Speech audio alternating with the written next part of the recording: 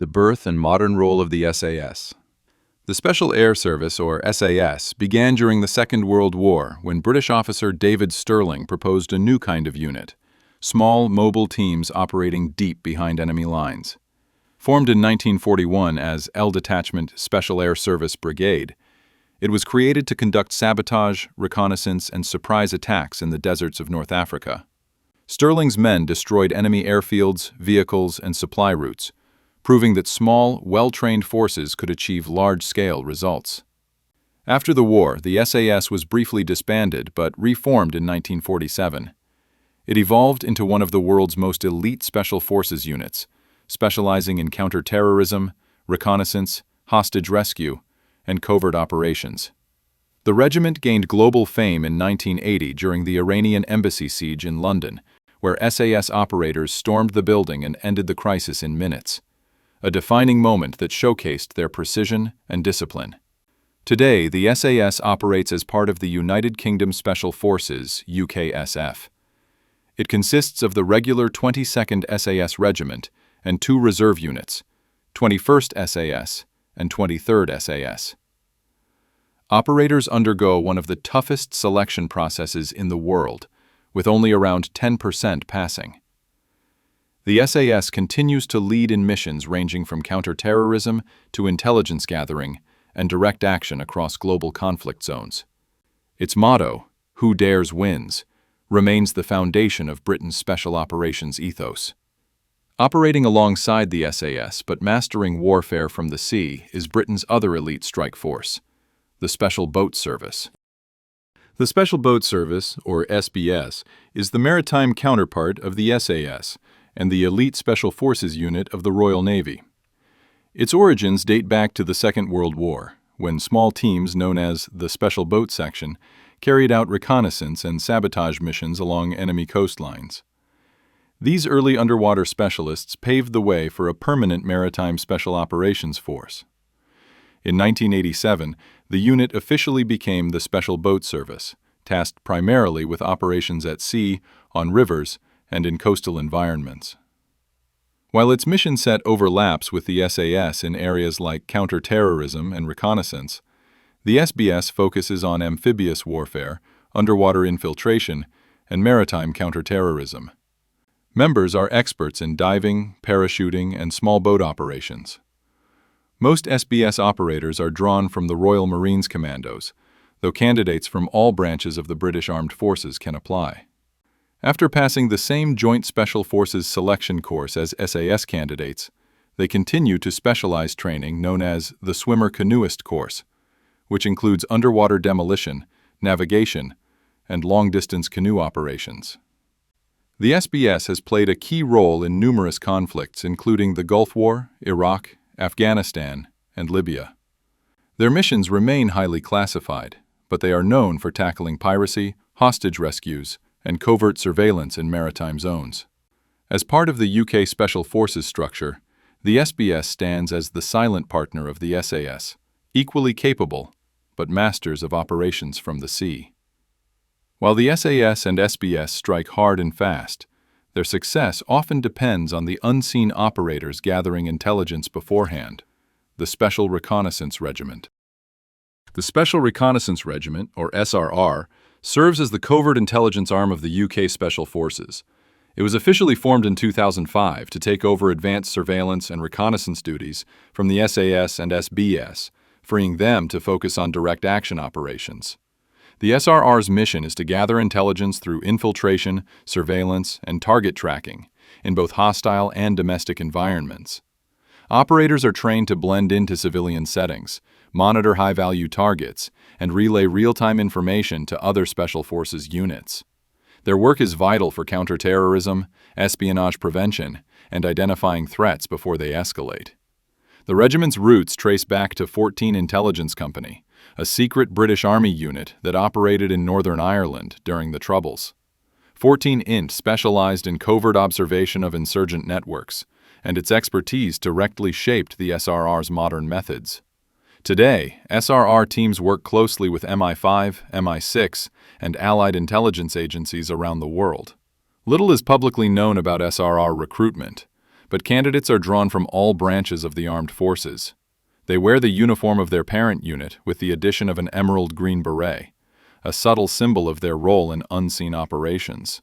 From Iraq and Afghanistan to domestic counterterrorism in the UK, the SRR provides the eyes and ears of Britain's most secret missions, ensuring every SAS or SBS action begins with precise, verified intelligence. When those covert missions turn into open combat, the SRR calls on a dedicated infantry force built for speed and power, the Special Forces Support Group. The Special Forces Support Group, or SFSG, is the dedicated infantry unit that provides direct combat support to the UK's top-tier special forces, including the SAS, SBS, and SRR. It was officially formed in 2006 to give Britain's elite units a rapid reaction force capable of reinforcing their missions in high-intensity operations. At its core, the SFSG is built around the 1st Battalion of the Parachute Regiment, supported by selected personnel from the Royal Marines and the Royal Air Force Regiment. Together, they form a versatile unit trained to act as the muscle and backup for special operations, sealing off target areas, capturing or extracting key figures, and securing landing zones or escape routes for smaller special forces teams. SFSG members are trained in direct action, urban warfare, and counterterrorism, and they often operate side by side with Tier 1 units on missions abroad. During the Iraq War and war in Afghanistan, SFSG units supported Task Force Black and Task Force 42, conducting raids, perimeter security, and quick reaction tasks for SAS and SBS missions. In many ways, the SFSG functions similarly to the U.S. Army Rangers, providing heavily armed support while maintaining airborne and amphibious capabilities. They are also used for domestic counterterrorism support, ready to deploy alongside SAS units if needed. Their insignia, a lightning bolt striking through the sword of Excalibur, symbolizes speed, precision, and decisive action.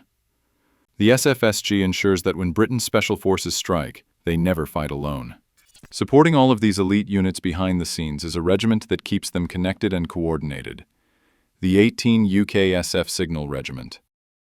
The 18 United Kingdom Special Forces Signal Regiment, or 18 UKSF SIGREGD, provides the vital communications and electronic warfare backbone for all British Special Forces operations.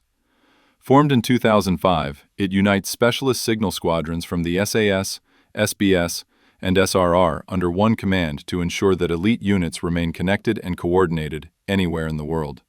The regiment's operators, known as Special Forces Communicators, are experts in secure communications, encryption, and signals intelligence. They enable real-time coordination between field teams, command centers, and allied forces, even under the most hostile conditions. Their skills also extend to electronic surveillance, jamming enemy transmissions, and intercepting communications to support intelligence gathering. Members of the 18 UKSF Signal Regiment are not just technicians. They are soldiers trained to fight alongside the units they support. Their training includes parachuting, escape and evasion, and advanced field operations to ensure they can operate independently in remote or contested environments. Within the regiment are several key squadrons: 264 SAS Signal Squadron, 267 SRR Signal Squadron, and 268 UKSF Signal Squadron, along with 63 UKSF Signal Squadron, which serves as the reserve component. Together, these units deliver seamless, secure communications across land, air, and sea. Every modern British special operation, from covert reconnaissance to counterterrorism raids, depends on the silent precision of the 18 UKSF Signal Regiment, ensuring that no mission ever goes dark. But even perfect communication is useless without the ability to reach the battlefield, and that role belongs to the Joint Special Forces Aviation Wing. The Joint Special Forces Aviation Wing, or JSFAW, provides the airlift, infiltration, and exfiltration needed for UKSF operations. Formed on April 2, 2001, it brought together Army and Royal Air Force aviation elements under a single command to give Special Forces fast, discreet, and survivable air support anywhere in the world. JSFAW's core tasks are specialist insertion and extraction, clandestine transport of personnel and equipment, and dedicated aviation support for raids, surveillance, and hostage rescue missions. That means flying at night, operating from austere forward locations, and using airframes modified or flown in ways that reduce detection and increase flexibility. The wing combines rotary and fixed-wing assets drawn from both the Army Air Corps and the RAF. Historically, it unified units such as an Army Special Forces flight and RAF squadrons operating Chinooks and other types. Today it provides a mix of helicopters and fixed-wing platforms tailored for low visibility, long-range, and covert tasks. Crews trained specifically for special operations profiles, fast rope, parachute insertion, terrain masking, low-flying, and specialist night vision operations. Because air support is often the difference between mission success and failure, JSFAW operates closely with UKSF planners to design mission-specific air packages. From single-ship covert insertions to multi-aircraft assault and extraction plans, ensuring UK Special Forces can reach, operate, and leave exactly when and where they need to. Yet some missions go even deeper, beyond conventional military oversight, and fall into the hands of MI6's most secretive arm, E Squadron. E Squadron is a clandestine paramilitary unit reportedly formed to give MI6 a direct action capability that intelligence officers can call on for high-risk covert tasks. Its members are believed to be drawn from UKSF units such as the SAS and SBS, and from defense intelligence personnel, combining special operations tradecraft with intelligence-led mission planning. The unit's likely missions include covert extractions, undercover support to intelligence officers, sabotage, and paramilitary operations the government prefers to keep deniable. Because these tasks sit at the intersection of intelligence and military action, operations are tightly controlled, routed through both the Director of Special Forces and senior SIS leadership, and are almost always classified.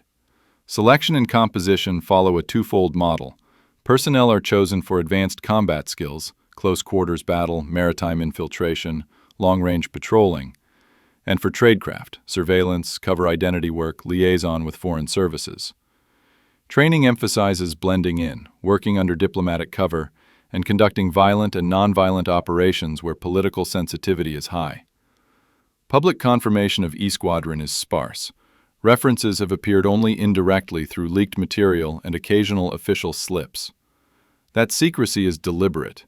When intelligence services need plausible deniability or tools that sit outside normal military channels, units like E Squadron provide a tightly controlled option while shielding wider policymakers from direct attribution. The evolution of special forces began with Britain's daring Commandos and the legendary SAS, but it inspired an entire generation of elite warriors around the world. Now, shift focus to the United States Marine Corps, a force built on discipline, brotherhood, and battlefield dominance. Discover how their elite units operate, train, and fight in every elite unit of the U.S. Marine Corps explained in detail.